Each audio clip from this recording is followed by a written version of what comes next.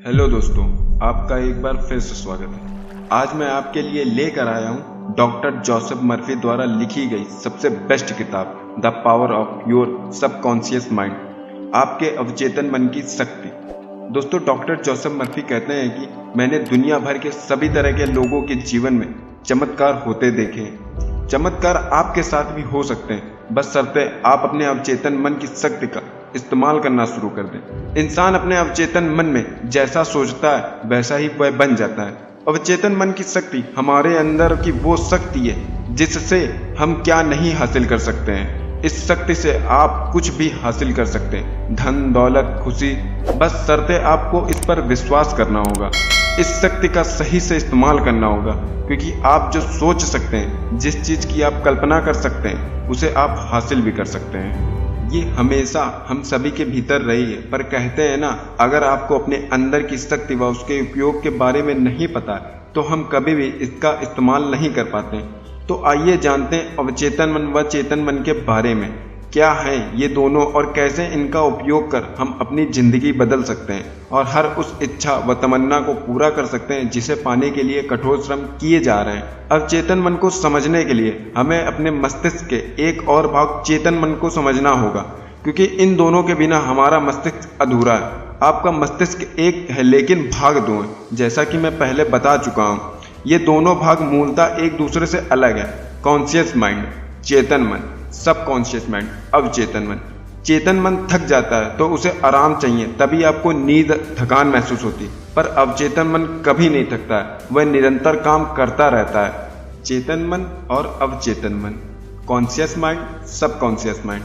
अपने मस्तिष्क के दो तरफा कामों को जानने का सबसे बढ़िया तरीका है कि आप इसे एक बगीचा मान लें जिसके आप माली हैं।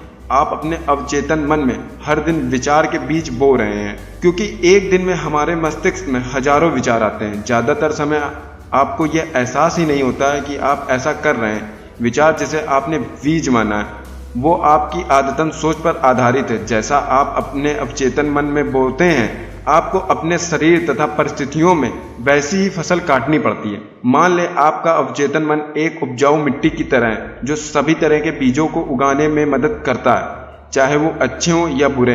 अगर आप कांटे बोते हैं तो क्या आपको अंगूर के फल मिलेंगे, या कटीली झाड़ियां बोते हैं तो क्या आम की फसल मिलेगी? नहीं ना। यह कांटों का मतलब आपके नकारात्मक व बुरे विचार हैं। हर विचार एक कारण है और हर परिस्थिति एक परिणाम है। इसलिए यह बहुत जरूरी है कि आप अपने विचारों पर नियंत्रण करें, उन्हें सही व सकारात्मक दिशा दें। सिर्फ इस तरह आपको इच्छित परिस्थितियां मिल सकती हैं।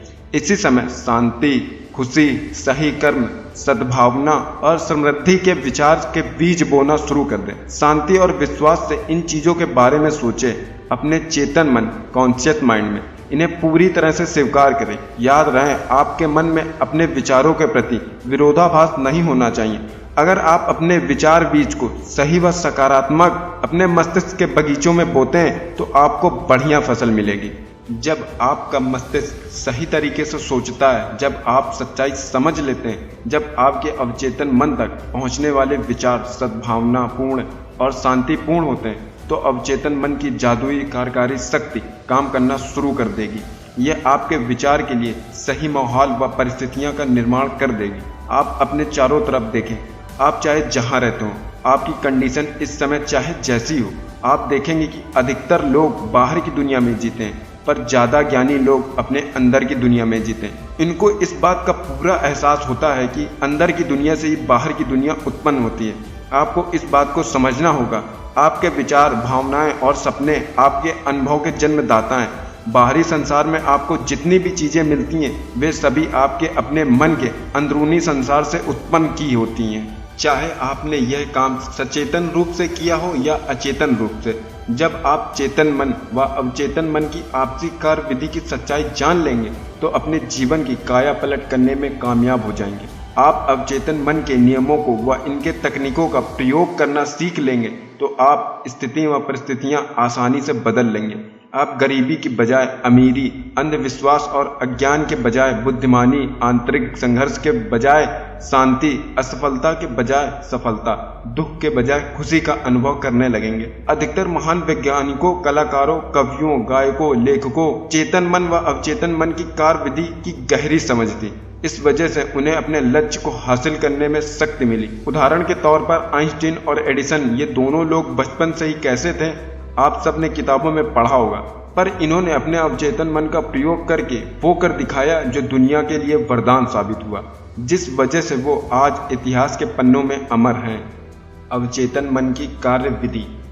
आपका चेतन मन समुद्री जहाज के कप्तान की तरह होता है। वह कप्तान जो जहाज को सही दिशा देता है, इंजन रूम के लोगों को आदेश देता है, तभी वे बॉयलर, यंत्रों और बाकी उपकरणों को नियंत्रित करते हैं। उन्हें यह पता नहीं होता है कि वे सही जा रहे हैं या नहीं, वे सिर्फ कप्तान के आदेश का पालन करते हैं। अगर कप्तान कंपास और बाकी यंत्रों के आधार पर गलत या दोषपूर्ण ऑर्डर दे दे, जिस वजह से जहाज चट्टान से टकरा सकता है, फिर भी इंजन रूम के लोग कप्तान के आदेश का पालन करने के लिए बाध्य हैं, क्योंकि कप्तान उनका बॉस है, उनका ऑर्डर उन्हें मानना ही पड़ेगा। इसलिए इंजन रूम के लोग कप्तान से बहस नहीं करते या पलटकर कुछ कह नहीं सकते, वे तो बस चुपचाप उस आदेश का पालन करते हैं।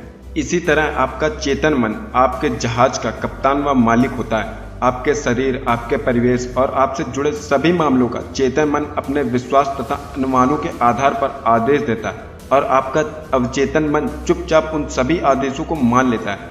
यह आदेशों पर सवाल नहीं करता या यह नहीं पूछता कि किस आधार पर दिए जा रहे हैं। अगर आप अपने आप से बार बार ये कहते हैं या सोचते हैं कि मेरे पास ये नहीं है, वो नहीं है, इस चीज़ की खरीदने के लिए पैसे नहीं है, तो आपका अवचेतन मन आपकी बात मान लेगा और वह यह सुनिश्चित कर देता है कि आपके पास वो चीज़ या वो खरीदने का पैसा कभी न रहे जिसे आप नकारते आ रहे हैं। आइए अब जानते हैं आपका मस्तिष्क कैसे काम करता है। आपका मस्तिष्क आपकी सबसे कीमती संपत्ति है। इसकी ताकत को आपको जानना होगा। यह हमेशा आपके साथ है, लेकिन इसकी सबसे अद्भुत शक्तियाँ आपको तभी मिल पाएंगी जब आप इसका उपयोग करना सीख लेंगे। आप अपने मन से विचार करते हैं, आपके आदतन विचार आपके अवचेतन मन में उतर जाते हैं और आपके विचारों की प्रकृति के अनुरूप, यानी जैसा आप सोचते हैं वैसा ही परिस्थितियाँ बनाते हैं। अगर आप अच्छा सोचते हैं तो आपको अच्छे परिणाम मिलेंगे, अगर आप बुरा सोचते हैं तो आपको बुरे परिणाम मिलेंगे। आपका मस्तिष्क इसी तरह काम करता है। आपका अवचेतन मन आपके चेतन मन द्वारा भेजे गए विचारों का विरोध नहीं करता, वह उसे स्वीकार कर लेता है। यह आप पर निर्भर करता है कि आप उसे कैसा विचार देते हैं। सही विचार देंगे तो सही परिणाम मिलेंगे, गलत देंगे तो गलत मिलेंगे। आपके पास चुनने की शक्ति है। स्वास्थ्य और खुशी चुनें। आप वही बनते हैं जो आप दिन भर सोचते हैं। अपने शब्दों पर ध्यान दें। आपको हर आलसी शब्द का हिसाब देना होगा। कभी अपने आप से ये ना कहें कि मैं यह नहीं कर सकता, मैं असफल हो जाऊंगा। आपका अवचेतन मन मजाक नहीं समझता, यह इन चीज़ों को हकीकत में बदल देगा। आपका चेतन मन जिसे भी सच मानता है, आपका अवचेतन मन उसे स्वीकार कर लेगा और हकीकत बना देगा। इसलिए हमेशा खुशकिस्मती, दैवी मार्गदर्शन, सही कर्म और जीवन के सभी नियमों में विश्वास करें। विश्वास का अर्थ है किसी भी चीज़ को सच मानना।